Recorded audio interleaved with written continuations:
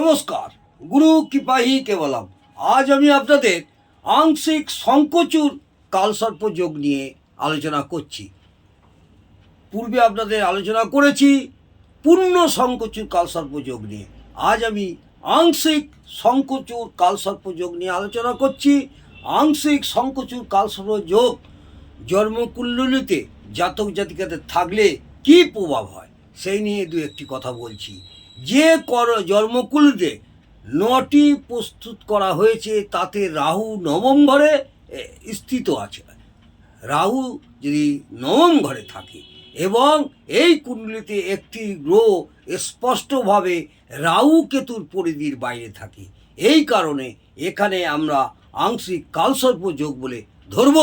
আংশিক কালসর্প যোগ অর্থাৎ আমি আপনাদের উদাহরণস্বরূপ জানাচ্ছি, যদি ধরুন সিংহ লগ্ন হয়, সিংহ লগ্নের তৃতীয় ঘর, লগ্নের দ্বিতীয় হচ্ছে আপনার কন্যা রাশি, তৃতীয় হচ্ছে তুলা রাশি, তৃতীয় ঘরে আপনার থাকবে কেতু, চতুর্থ, পঞ্চম, ষষ্ঠ, সপ্তম কেউ রইল না।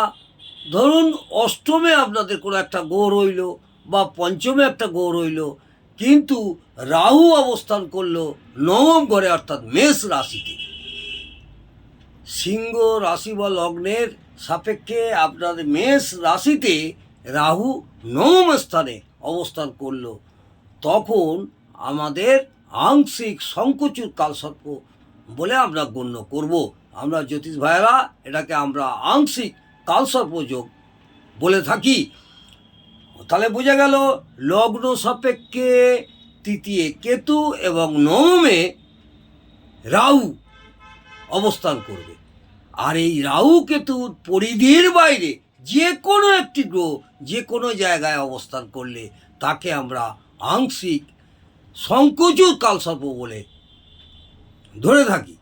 এই সংকোচুর কালসর্প যোগের প্রভাবে জাতক জাতিকাদের কী প্রভাব হয়, কী ক্ষতি হয়, কী ভালো হয় সেই নিয়ে বলছি, মন দিয়ে শুনুন।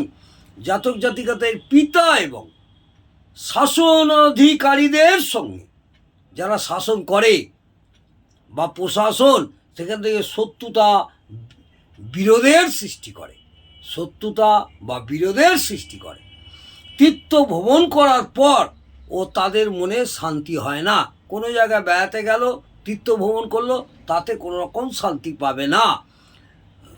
বিশেষ করে পিতার কাছ থেকে এবং শাসনাধিকারীদের কাছ থেকে শত্রুতা সারা জীবন লেগে থাকে এই আংশিক সংকোচুর কালসর্প যোগের প্রভাবে।